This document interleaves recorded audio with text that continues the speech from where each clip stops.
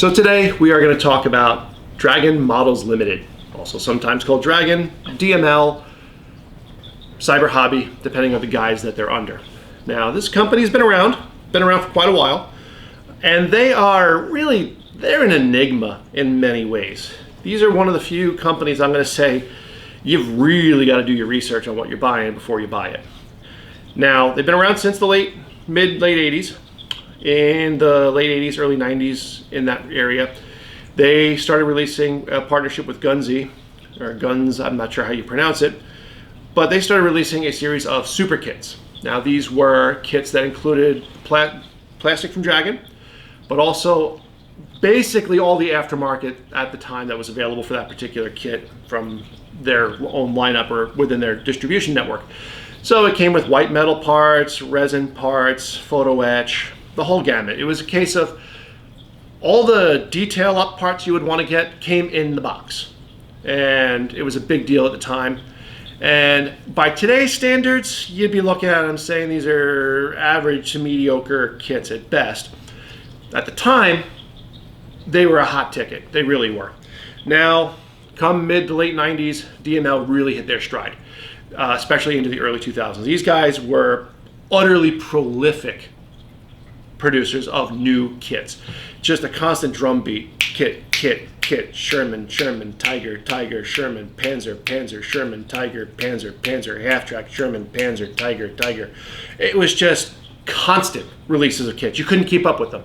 And you'd go to you'd see stuff online about say the different model shows, not the contest, but more like the industry shows, and you'd have a dozen kits getting released by Dragon at any given time. Part of that though is good and part of that is bad, because what you ended up with was many times these kits were conglomerations of multiple generations of molding technology and kit design, particularly in the Shermans. Their early Sherman kits were, the best way to say it, knockoffs, flat out knockoffs of 70s and 80s era Italiary Sherman kits. And they evolved from there. So if you ever hear the term of an Italiary style Sherman, these guys probably had more of them than Italiary did. And particularly with the VVS, vertical volute suspension type Shermans. And they were just cobble from their parts library of available things. They would cobble parts together to get different variations. And at times they would do mold modifications as needed to get things. So what you would end up with almost a wonderfully good kit with a couple of little foibles in it. Now, for instance, on your Shermans, depending on which one you got when the upper hull was made, you might have no weld seam detail at all. You might have really rough cut troughs that you would want to build up weld seams into. On the Thunderbolt 7 here, you kind of have, depending on where, in the back of it looks good and the front of it looks bad, and there I go knocking off an MG42. Well, that's how things go.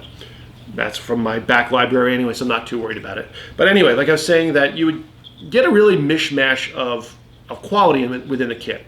Now, if you got an all-new release, for instance, they came out with a Panzer 4E, that was a fantastic kit at the time. And to be quite honest, in the early 2000s, I don't think anybody was molding detail anywhere near as well as Dragon was. You literally, these are the guys that started the whole thing of having the word Continental on the rubber of the road wheel in maybe not even a millimeter high lettering, to the point where they actually had to misspell it so that you wouldn't have copyright issues. It was crazy. And another thing that I really like about the Dragon kits is typically your grab handles are actually molded separately, whereas opposed to say a Tamiya kit, you might have a block that's molded in there. For the most part, but not always. For instance, here on the Thunderbolt 7, all the grab handles and stuff like that, all molded separate parts that you have to glue on. On the Firefly here, you have a lot of the tie-down loops along the side of the turret. They're molded into the turret, they're just little blobs. And it's stuff like that. A great way to spot an Italiary style Sherman, pick up by the turret, right? Can't pick it up, give it a half a twist. Well, wherever it is, you get the little notches in there, you got the little locking tabs. That was something that Italiary started, and basically anybody that has that kind of attachment point in their Sherman is knocking that off. But the great thing about that type of Sherman, of course, is that you have a lot of parts interconnected, intercommonality, so you can kit bash stuff as you need it. So we'll get into the details here really quick in it, but another thing you'll see that's very weird with Dragon is you just didn't know what you were going to get in the box. You might get a kit that had rubber band tracks, like the old style where you melt the pins with a screwdriver to kind of squish it together. You might get individual link tracks on sprues. You might get what they call the magic tracks, where all those links were actually pre-cut for you, which is awesome. Honestly, they call them magic tracks. Magic track kits tend to be very good. You might get an aluminum barrel. You might not get an aluminum barrel. You might get an aluminum barrel that doesn't fit because it's for a different version tank that's different than what's actually included in the box. Weird stuff like that. Like for instance, on the Thunderbolt 7, you're supposed to have a muzzle brake on it, but the barrel that came with it was not compatible with muzzle brake.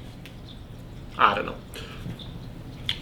But eventually, I think they released every Sherman, majority of Sherman variations came in a kit. You had M4A1s like that there. You had straight M4s, M4A2s, Sherman 3s, specifically the British version, with direct vision, with, all just basically, if a Sherman happened, DML could come up with a kit for it. Now, their instructions were a little weird too. Most of the time, glossy sheet, but black and white line drawings. They had a really nice kit of a T-34-76, and the drawings were photographs or full color artwork, which is, I don't think they did many kits like that, but they were always changing stuff up, and you would never quite see what you're going to get. But let's dig into the Stug 3 here, and I'll kind of show you how the Dragon kits are made.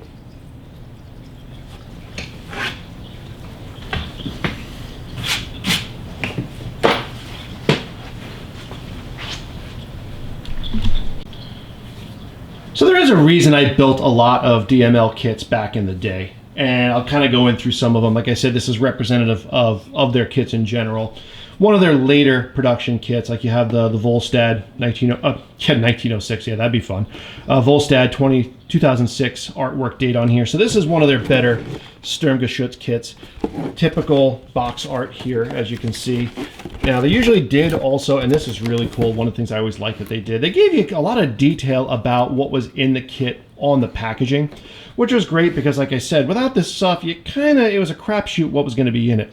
But for instance, they give you the lineup of what the magic tracks are included in here. They show that you have a partial interior, show you some of the photo etch that's included, and some of the options that you're going to have, and how the hull construction is done. And as far as the hulls are done, these are typically a tub style hull, but we'll get into that in a little bit here. So we'll open up the box, top opening box. Now, this is their normal style instructions, so you're going to have, actually I lied before, they're not glossy, they are just standard copy paper here for their instructions. Now, if you notice, you're going to have your blue boxes here. This tells you what parts are not used in that kit. This one is pretty light on those. Some of the Sherman kits, oh God, they're going to have a lot of stuff that is not used. But you get a full parts breakdown of all the sprues that are in there. Assembly instructions, very good assembly instructions, to be quite honest. And I kind of always felt that DML had a really good grasp on part breakdown complexity, where they gave you the parts that they were complex enough to give you the detail you needed, but without going crazy. This, for instance, here, this is actually even a little more extreme for them, but like on the rear idler wheels, you actually had the photo etch spacers in there. You would have your torsion bars in there as well. Now, this is, I don't recall in this kit if the torsion bars are functional or not, as far as whether they're movable or they may not be. Sometimes they were, sometimes they weren't, but they typically had the torsion bars in place, especially in kits like this had a partial interior. Of course, you have all your stowage that go on the fenders. Fenders are usually separate. Road wheels are pretty standard construction there. You have your, of course, typical German jack. Not too many parts to it. And like I said, you have a really good breakdown of it. Now, this particular kit is a partial interior kit. They typically did not do this very often. Most of their kits had no interior whatsoever. This one is a little bit unique in that regard. They kind of started doing them more towards the end of their primary run, but like I said, not very often. Now, you're also going to see a lot of times their periscopes are molded as clear periscopes, which is really cool because if you mask them off, you get a really nice little effect off of there. On some of the Sherman kits, actually, the cupola would be molded fully in clear, and you just mask off the lenses. A lot of your nice parts break down here. Now, again, this is one of their later production kits where they really started getting good with this, where they didn't necessarily include an engine, but they would have all your hatches separate so that if you put an engine in there later on from an aftermarket set, it would be very compatible with that. And again, here you have fighting compartment, breech blocks, the breech, main gun system here. Now this particular one did not include an aluminum barrel. Oftentimes though they did. Again, this is something you need to research because that's Dragon and you just don't know. And this is a magic track kit, which is great because all your individual links are molded separately and they are also cut out so you don't have to actually do any work. You just put them together. And these they don't have any of the separate end pins, so they are positionable tracks, but they are not workable tracks. I think workable tracks, there's a lot of advantages to them, but don't actually expect them to work. One thing their instructions did fall apart though, is that when you started getting to your paint schemes, they got really basic. Like you have this, for instance, here, a simple 3-view, a couple decals here and there. But at the same time too, they were catering to their market, which was people that are doing additional research, and they understood people were going to be buying separate aftermarket things for them. Now this is, for instance here, like I said, this is one of the kits that they kind of promoted a bit heavier. This is one of the good kits that they had. So you have a little bit of sheet here describing the process of the development and things that they wanted to show off. Like they were really proud of their weld seams on this kit, which was good because when they started getting to this era, weld seams were definitely a topic of the internet, especially in the early 2000s. And with the later kits, you would also oftentimes get this little card here that had a lot of your more delicate parts, like your clear periscopes here, your decals, what there is of them. You typically would get, at this point, you would get a metal braided wire for your toe strap. Although depending on the kit, sometimes you would get a plastic one, sometimes you would get a piece of string. Again, that's Dragon for you. You just never knew.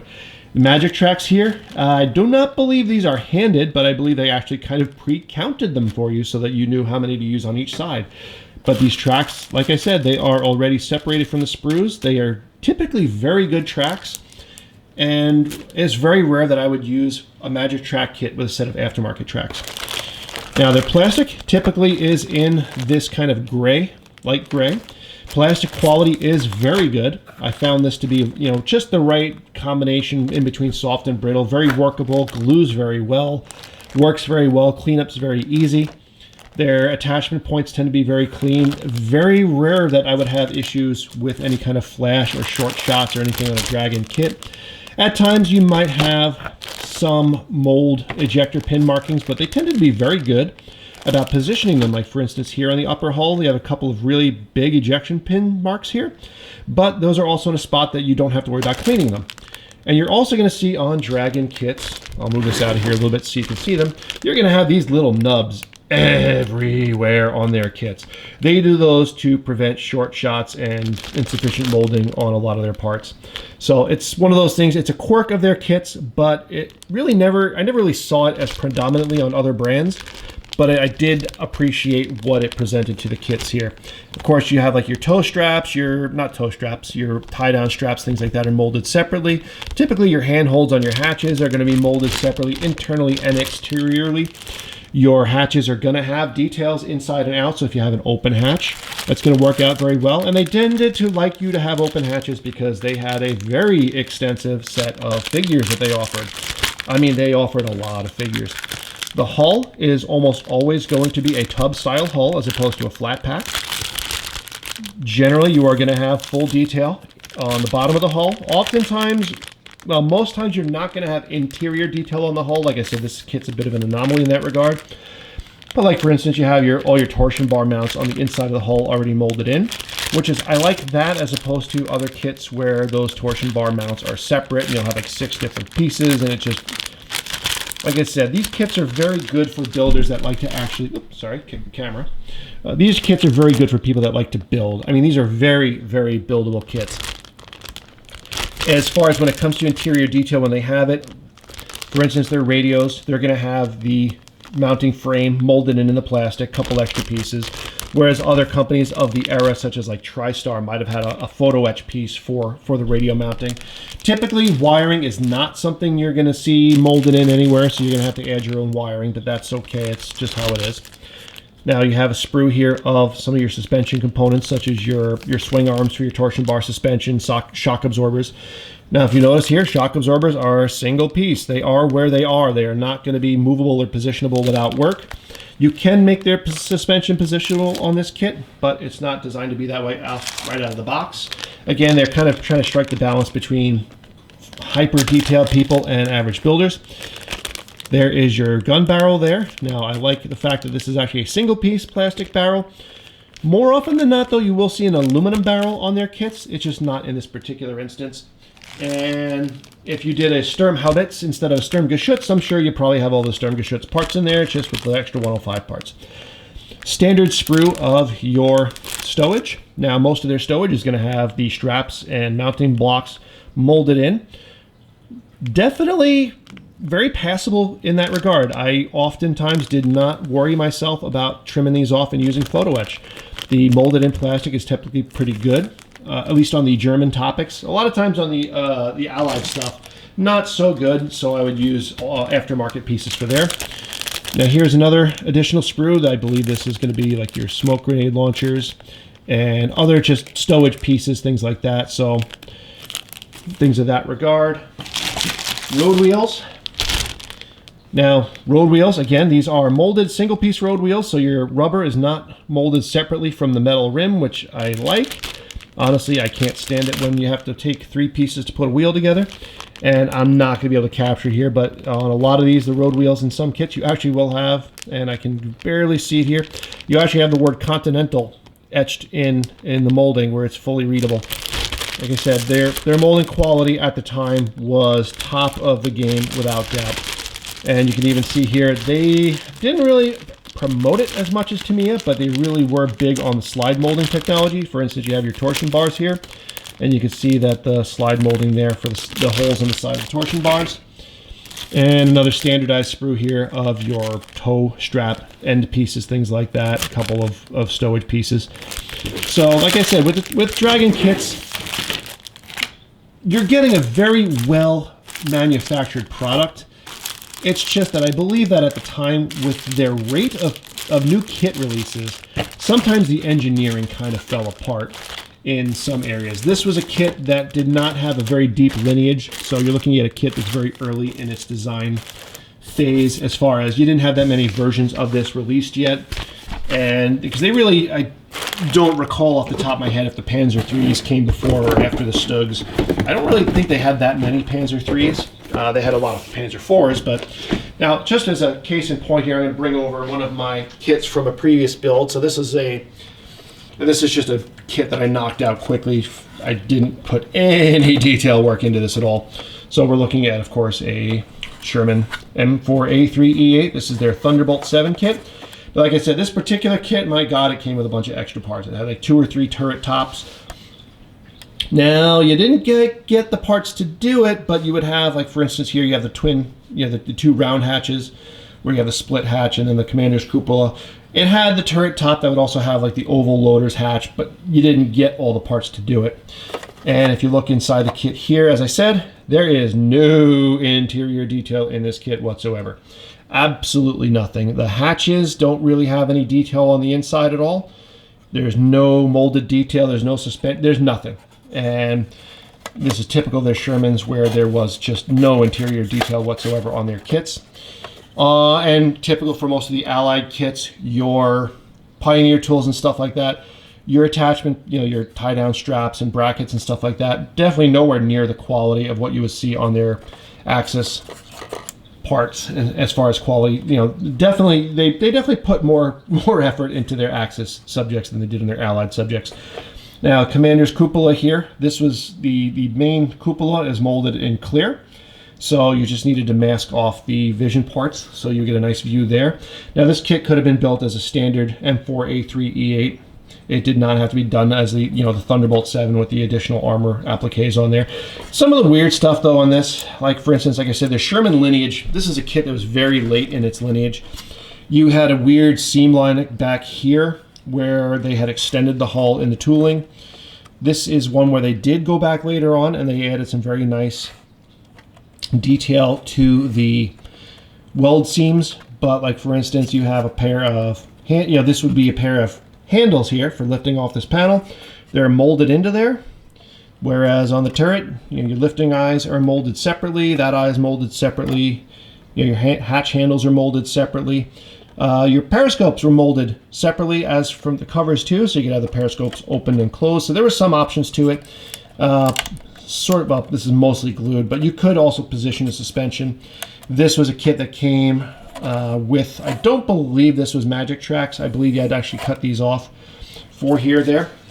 I'll go back a little earlier in their library. I have an M4A1 here. Now this one was a rubber band track. You can actually see right there, you got your little 4 little prongs where you attach it. These bogey units are essentially not complete knockoffs of Italia units. You do have some detail on the bottom of the hull, not anywhere near as great. You do have like a pair of exhausts and air cleaners there, but there is, again, like now this one's locked up solid, but there is nothing on the inside of this kit. There's no detail there. I do not believe this one actually came with periscope guards. Later kits would come with them. So much more basic, like for instance, plastic light guards there, whereas later kits would come with photo etch light guards. So you just didn't know which one you would get. For instance, here now we have a Sherman Firefly. This is an M4A4 hull, so the Firefly 1C. This one, these are definitely not rubber band tracks, so these would have been individual links. I don't know, actually I think these might be aftermarket tracks. I believe. Again, this is a kit, I probably built this thing 20 years ago, so it's not quite up to the standards of what I'm doing now. But no guards in the periscopes. You have on your tie downs on the side of the turret, these are all just little nubs molded in there. The weld seams here, this was what they call the trough style weld seam. So this, I actually went back and added weld seams to this. But it's one of those, like I said, the kit, you can see the difference where like the 3-piece nose here is actually fairly well molded. The upper hull is decent. The lower hull is mediocre. The suspension is meh at best. This is a kit that really pieced together a lot of generations. And again, absolutely no detail inside the hull. Actually, oh, no, I'm sorry. That's why the transmission is actually an aftermarket piece. So I used an aftermarket there for whatever reason. But like I said, very varied quality in there. They also had a very nice series of half tracks. I think they released pretty much every style of half track that they had. This one, individual link tracks, again, not rubber band tracks. Some, a lot of good detail in there. Because it's an open top vehicle, you're going to have some decent detail. Radios are nicely molded, but no wiring or anything like that. You have to add that in. So, decent kit. Typically, I did not put very many decals on my Axis subjects. This one, oddly enough, came with an aluminum barrel, despite the fact that it's probably one of the most useless aluminum barrels there is, because it is, what, 3/4 of an inch long? So that's Dragon models for you in a minute, in a review here, and we'll kind of sum this up here momentarily.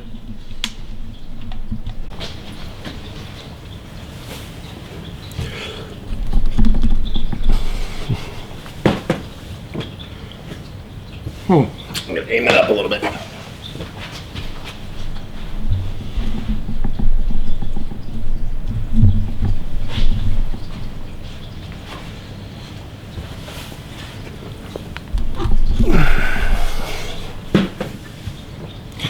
Actually, I did forget to cover one detail here when I was going over the kits in general, is decals.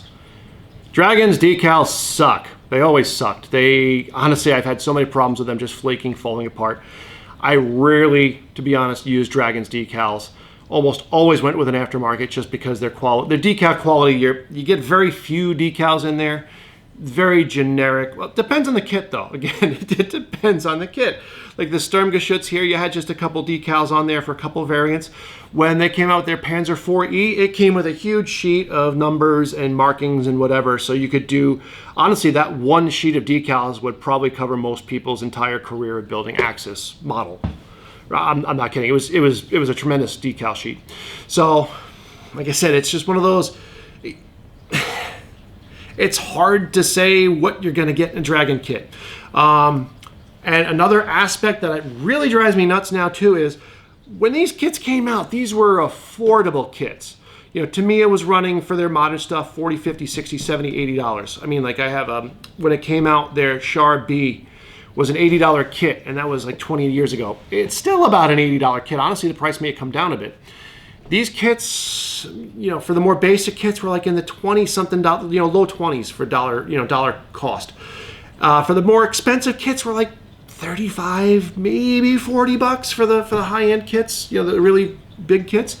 Now you can't touch anything for less than like 60 or 70 for the same kit. And they've done no development work. They're using 25-year-old molds. They release at a very pedantic pace now. And when I say release, I just mean that they make old designs available again. They haven't really released anything new in quite some time. And the last thing I do got to cover here is tigers. Now, tigers, I am not a tiger guy. Full stop, I'm not a tiger guy. But they have a very extensive lineup of tigers. You need to be careful which tiger you get, because depending on which one it is, they have like 5 or 6 different geometries for their turrets. Whether the gun barrel is located centered, the mantlet might be slightly offset, because I know there was like the turrets were not symmetrical in a real tiger. And the early Dragon kits, they had a symmetrical turret as far as shaping wise. They corrected it later on, but oftentimes they still included the old incorrect part in the kit. It's going to drive you bonkers. So how am I going to rate these things? I mean, it's one of those, part of my shtick here is that I rate these kits. So if you're a casual modeler, for all the griping I'm giving here about these kits, I built the hell out of DML kits for personal builds, and I also built them for competition. They're solid kits. They're good kits. Don't get me wrong. I like these kits a lot. It's just one of those where... It's just one of those where this is one of those where you do kind of got to dig around a bit in the reviews, or just... It's like a piñata. You bust open the box, you don't know what's going to come falling out. If you're a beginner modeler, if you're more of a casual modeler, I'm going to give these guys an A rating, because, like I said, if you really get into the pedantic stuff of it and you really worry about a lot of stuff, they've got their foibles. But they build nice. You have no flash issues. You have no short shots. You have no missing parts. Every sprue is individually bagged. The plastic is top notch. These guys built a hell of a buildable kit. And if you're somebody new to modeling, you're a casual modeler, you're going to get some great looking stuff out of their stuff straight out of the box. Most of the aftermarket stuff you want to put into it is still included. They come with basic photo etch sheets, a lot of times aluminum barrels. If you get a good deal on one and it's a subject you like, chances are you're going to get a good kit. If you're a more experienced modeler, if you're a competition modeler, these are a great starting point too. I don't have any kits that I've used from them for competition purposes, but I've built multiples of their kits and entered them into contests, and I've done very well with them in busy markets where you've got people that know the nuances of things. So if you throw a little aftermarket into them, like for instance on an Allied kit, you buy one of these and you buy a set of Pioneer tools from Formations, you're golden. You're going to get a great looking kit on this with closed hatches. They hold up still, despite being 20-year-old kits. And of course, yes, you do have to do some weld seam work on them, but that's okay. Everyone still does that. But they're going to hold up really well to modern kits. Yeah, a Ryefield Easy 8, it's going to look nicer. A Tasca, Asuka, I don't know how to pronounce it. They were better Shermans, but these guys were not far behind. A little bit of aftermarket work on them to clean up a couple little things, you're going to get a really competitive build out of this. So I'm going to give these an A rating for anybody, actually, all the way whatever your skill level is. This is an A-rated company. And I really wish they were still who they were, because if they just slowed down their development pace a little bit and gone through their back library and cleaned up some stuff, these guys would be still a top-notch company. They were that good then that these kits still hold up so well now. Certain areas you can argue that other kits might have been a little, their weld seams might have been a little nicer, their road wheels might have fit a little better, but you're really getting down into nitpicky stuff to really say somebody's better than these guys. These kits are solid kits. They are good kits. There's really not many, if any, garbage kits in Dragon's library. If you see a DML kit and you like the subject and you get a good deal on it, buy it. You will be happy with those kits. That's where I'm going to end my review here. If you want to throw a little extra into it, you can. But seriously, these are kits worth buying if you can get a good price on them.